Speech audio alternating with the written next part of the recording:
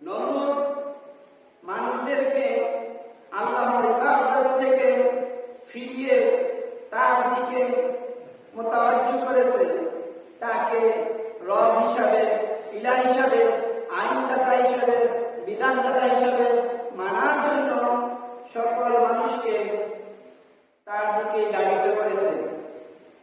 কিন্তু আল্লাহ রাব্বুল আলামিনের ইচ্ছা হলো তার এই অবৈধ ক্ষমতাকে নস্যাৎ করে ইসলামের পতাকা কায়েম করবেন। এই নমরুদ একদিন স্বপ্নে দেখল যে একজন ছেলে এখনো জন্ম হয় নাই, সে দুনিয়াতে ইতিমধ্যে চলে আসবে।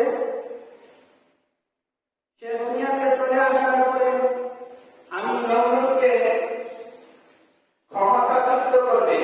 নমরুদ ভাবল এই ছেলেটা এখন দুনিয়াতে আসে না, একটি কৌশল অবলম্বন করি যে আমার বাহিনীদেরকে নির্দেশে এখন থেকে যত ছেলে সন্তান দুনিয়াতে আসবে তাদেরকে হত্যা করা হয়। মন্ত্রী ছিল, যার নাম ছিল আজর। এই আজরের স্ত্রীর নাম ছিল আদনা। মহান আল্লাহ রাব্বুল আলামিন এই আজরের মাধ্যমে তার স্ত্রী আদনার গর্ভে একটি ছেলে সন্তান দান করলেন। নমরুদ ছেলে সন্তান নিয়ে দুনিয়াতে না আসে, হাজার হাজার সন্তানকে জীবিত করে দুনিয়া থেকে বিদায় করে দিল, যাতে করে নমরুদের অবৈধ ক্ষমতা চিরদিন টিকে থাকে। আল্লাহ রাব্বুল আলামিন বলেন, হে নমরুদ, তুমি যতই চেষ্টা করো আমি আল্লাহ রাব্বুল আলামিন আমার প্রিয় বান্দার মাধ্যমে তোমার ক্ষমতাকে আমি নস্যাৎ করে দেব। মহান আল্লাহ রাব্বুল আলামিন আপনার গর্ভে এই ছেলে গর্ভে দান করলেন। কিছুদিন পরে যখন সন্তান দুনিয়াতে আসবে, ওই আদরের স্ত্রী আদনা মনে মনে ভাবলো, আমি যদি আমার বাসার মধ্যে এই সন্তানকে জন্ম দিই তাহলে আমাদের বাহিনীর খবর পেয়ে যাবে, এই সন্তানকে হত্যা করবে। না, আমি বাসার মধ্যে সেরকম সন্তানকে জন্ম দিব না। আদনা যখন সন্তান জন্ম দিবে, প্রসব বেদনা উঠল, প্রসব বেদনা হলো, তখন ওই মহিলা পাহাড়ের দিকে চলে গেলেন। পাহাড়ের মধ্যে দিকে একটি ফুটফুটে সুন্দর সন্তান জন্ম দিলেন। আদনা এই সন্তানকে বহন হাতে রেখে বাড়িতে চলে আসলেন। রাখে আল্লাহ মারেরা রাখে নমরুদ চেষ্টা করলো হাজার হাজার সন্তানকে জবাই করে যেন তার শত্রু দুনিয়াতে না আসে। আল্লাহ রাব্বুল আলামিন এই সন্তানকে দুনিয়াতে আনার ব্যবস্থা করে দিলেন। আল্লাহ রাব্বুল আলামিন বলেন, ওয়ায়ামকুরুনা ওয়ায়ামকুরুল্লাহু আমিরুল মাকিরিন। নমরুদ অনেক শক্তি আনলো, অনেক কৌশল আনলো। আমার প্রিয় বান্দা দুনিয়াতে না আসে, কিন্তু আমি রাব্বুল আলামিন বড় কৌশলী, আমি আমার বান্দাকে দুনিয়াতে পাঠিয়ে দিলাম। এইভাবে সন্তান এই পাহাড়ের গুহার মধ্যে থাকা করলো। এইদিকে সন্তানের মা আদনা মনে মনে ভাবলো, আমার সন্তান কি খাবে, আমি যে তাকে স্তনের দুধ পান করে আসি। আদনা চলে গেল পাহাড়ের গুহার মধ্যে। আদনা পাহাড়ের গুহার মধ্যে গিয়ে দেখে আল্লাহ রাব্বুল আলামিন কুদরতিভাবে এই সন্তানের এক আঙ্গুল দিয়া মধু বাহির করতেছেন, আরেক আঙ্গুল দিয়া পানি বাহির করতেছেন, আরেক আঙ্গুল দিয়া দুধ বাহির করতেছেন। এই ছোট সন্তান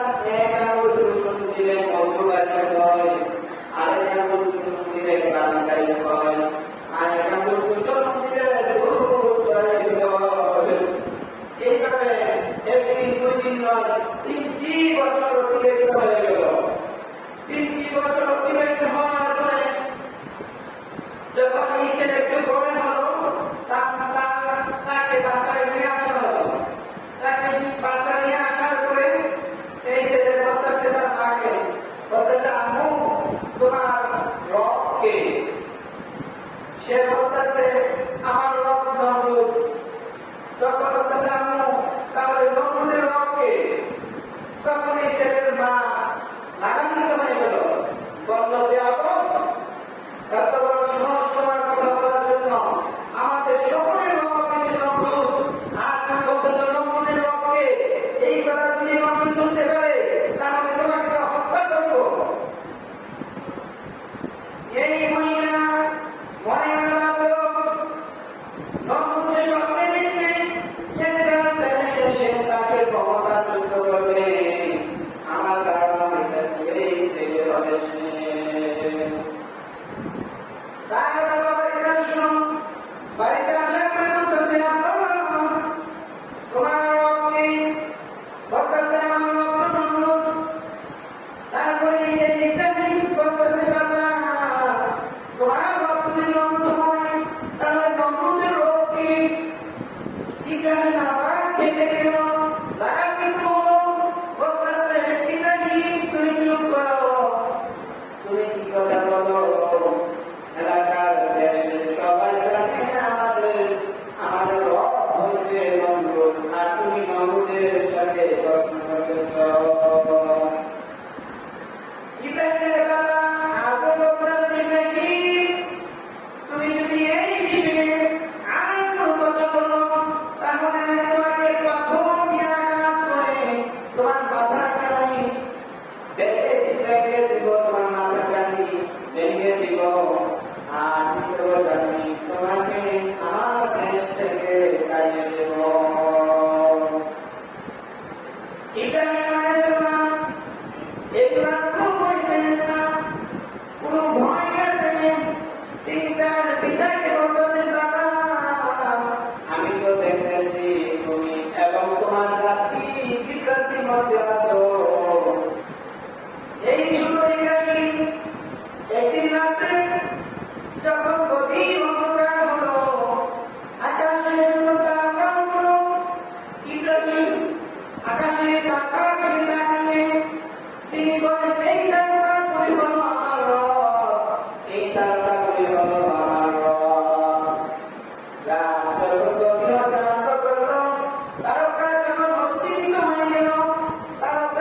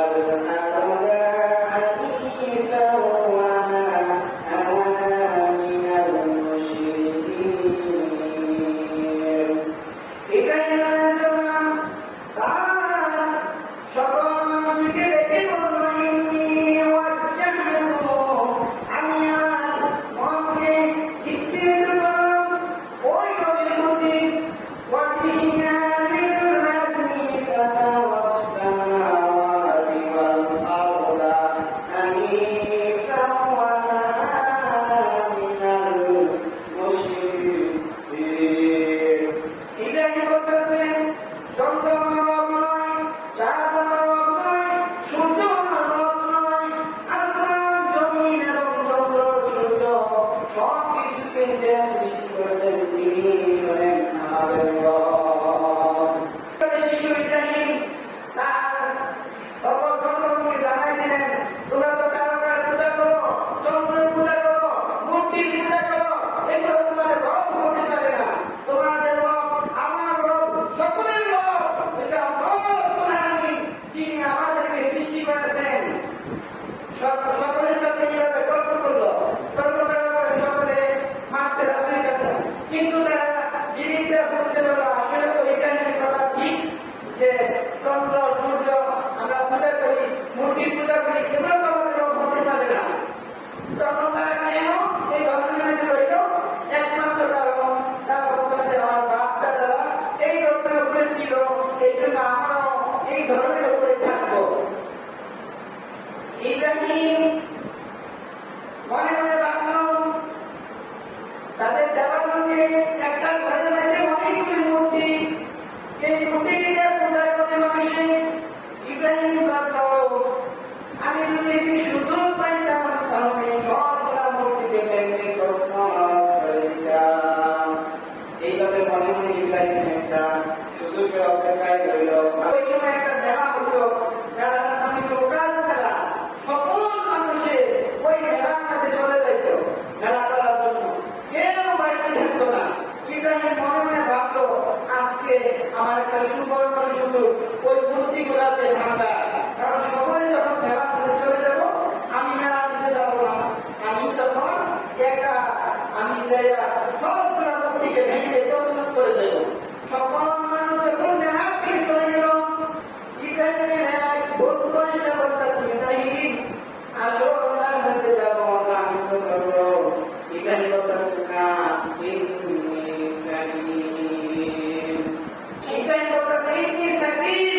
আমি অসুস্থ, আমি যাবো না, তোমরা যাও। মানুষের অসুস্থ দুই ধরনের, একটা হচ্ছে মানসিক আর একটা হচ্ছে শারীরিক। ইব্রাহিম মিথ্যা কথা বলে নাই, ইব্রাহিম অসুস্থ বলছে, সে মানসিক অসুস্থ।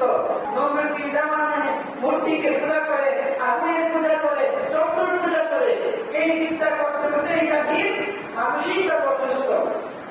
সকল মানুষের যখন মেলার মধ্যে চলে গেল, ইব্রাহিম আলাইহিস সালাম একটা কুরআন লইলেন, কুরআন নিয়া এই মূর্তি ঘরের ভিতরে ঢুকে গেলেন। মূর্তি ঘরের ভিতরে প্রবেশ করে গিয়ে দেখে মূর্তির সামনে অনেকগুলো খাবার দেওয়া, ফল ফ্রুট দেওয়া। ইব্রাহিম এগুলোকে লক্ষ্য করে বলেন, হে মূর্তিরা শোনো, তোমরা কেন খাচ্ছ না? তোমাদের কি হলো? কেন তোমরা এটা খাও না? কথা বল না কেন? তোমরা কথা বলো। ইব্রাহিম মূর্তিদের সামনে এইভাবে কথা বলতেছে, মূর্তিরা কোনো জবাব দিতে পারে না। মূর্তিরা কিভাবে জবাব দেবে? কারণ এটা তো সরল করার জীবন নাই। তখন ইব্রাহিম আলাইহিস সালাম রাগে এই কোরআন দিয়ে সবগুলা মূর্তিকে ভেঙে তছনছ করে ইব্রাহিম আলাইহিস সালাম বড় মূর্তিটাকে রেখে দিলেন, তাকে বাঁধলেন না। ইব্রাহিম আলাইহিস সালাম কুরআনটা বড় মূর্তির কাঁধে কাঁধে নিয়ে বাসায় চলে আসলেন। সবগুলা মূর্তি ইব্রাহিম ভেঙে তছনছ করে কুরআনটা বড় মূর্তির কাঁধে কাঁধে রেখে বাসায় চলে আসলেন। সকল কাফের মুশরিকরা মেলা থেকে বিকালে বাড়িতে আসলো। বাড়িতে আসার পরে তাদের দেওয়ালকে যেই ঘরের মধ্যে তাদের মূর্তিগুলো ছিল, ওই ঘরের মধ্যে প্রবেশ করে তারা আশ্চর্য হয়ে গেল আর বলতো, হায় হায়, কি হলো কি হলো? আমাদের দেবদেবীগুলাকে কে এইভাবে ভেঙে তছনছ করে দিল? সবাই ভাবতেছি কে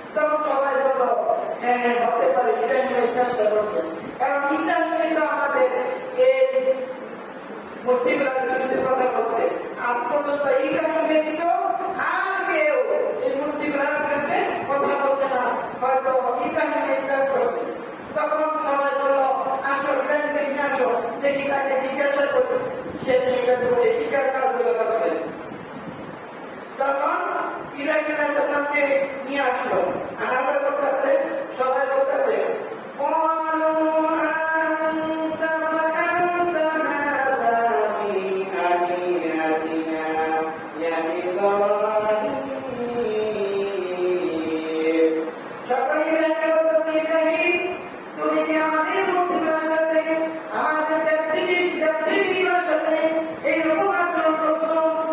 তখন ইব্রাহিম বলে, ওই যে ঘোড়াটা দেখো, বড় মূর্তির কাছে গিয়ে আছে, তাকে জিজ্ঞাসা করো, আমার বাবা সে বড়, সে সবাইকে মেরে সে তার কানের মধ্যে ঘোড়া দুনিয়া বসে আসে। এমন সময় অবস্থিত লোকেরা বলতেছে, ইব্রাহিম, তুমি কি আমাদের সাথে ঠাট্টা করো, আমাদের সাথে মস্করা করো? তুমি তো জানো এগুলো কথা বলতে পারে না, এগুলো খাইতে পারে না, এগুলো চলাফেরা করতে পারে না, এগুলা কিভাবে আবার আমাদের মূর্তিগুলো রাখবে?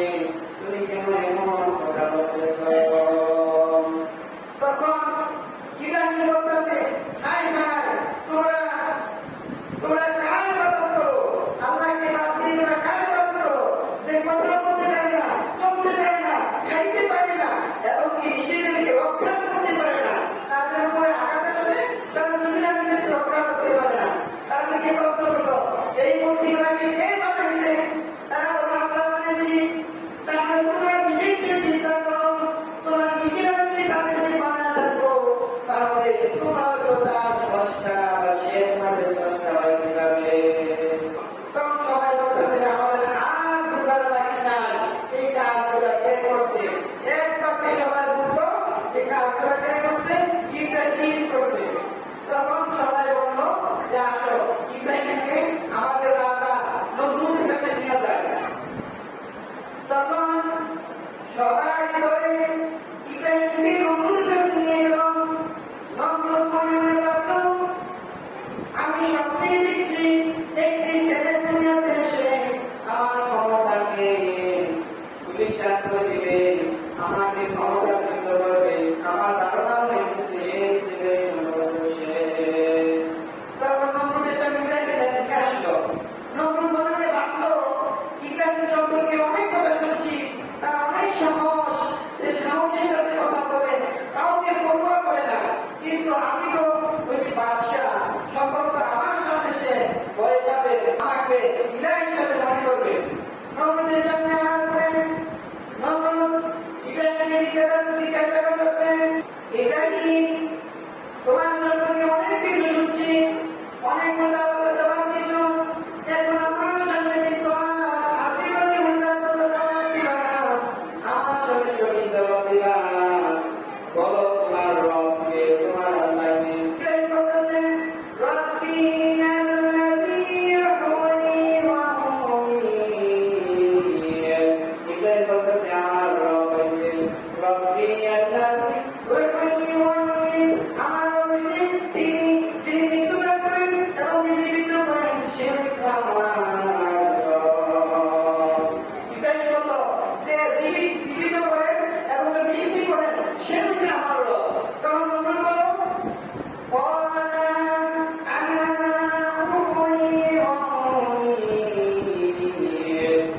নমরুদ বলল, আমি তো জীবিত করতে পারি এবং মৃত্যু দান করতে পারি। তখন নমরুদ তার বাহিনীকে বলল, এই যে জেলখানা থেকে দুজন লোককে নিয়ে আসো, যাদের উপরে হত্যা ফাঁসি রায় হয়েছে। তাদের দুজনকে আনলো, একজনকে বললো কতল করে দাও, একজনকে কতল করে দিয়ে দেওয়া হলো, আর একজনকে বললো তাকে খালাতে দিয়ে দাও, তাকে ছেড়ে দাও, তাকে ছেড়ে দেওয়া হলো।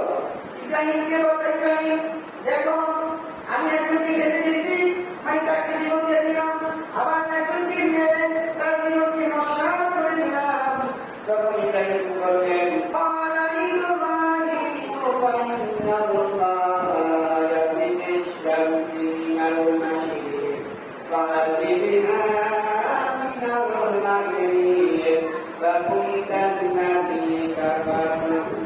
ইব্রাহিম বলল, তুমি জীবনকে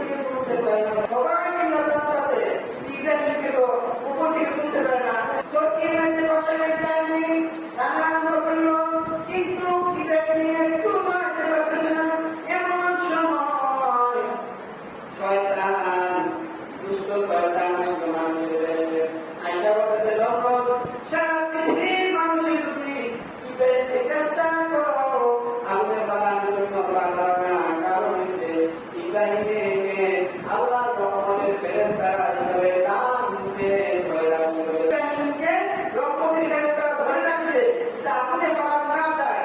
তখন এই শয়তান বলতেছে যে আমি একটা বুদ্ধি দিই। তখন এই শয়তান বুদ্ধি দিল এই ইব্রাহিমের আশেপাশে যুবক যুবতী ছেলে মেয়েদেরকে নাচ গান এবং আকাম প্রকাম করার জন্য কিছু তাড়াতাড়ি কাজগুলো করো। কিছু ছেলে মেয়ে খারাপ কাজ করতেছে, নাচ করতেছে, গান করতেছে, তোমার আল্লাহর রহমতের রাস্তা চলে গেল। ইব্রাহিম দেখতেছে তার পিতা আজর সেভাবে বসে করে নাচতেছে সন্তানকে আগুনে ফেলার জন্য। তখন ইব্রাহিম আল্লাহকে ডাকতে বলে, মামুন দুনিয়াতে সন্তান বিপদে পড়ে গেলে মা পাগল হয়ে যায় সন্তানকে বাঁচানোর জন্য, বাবা পাগল হয়ে যায় সন্তানকে বাঁচানোর জন্য, আমি ইব্রাহিম আগুনে জ্বলে পড়ে মরার জন্য আমার পিতা আজর রশি করে টানে। আল্লাহ দেখুন আমার পিতা আমার আগুনে ফেলানোর জন্য চেষ্টা করতেছে, সেখানে আমরা তুমি ব্যতীত আমাকে রক্ষা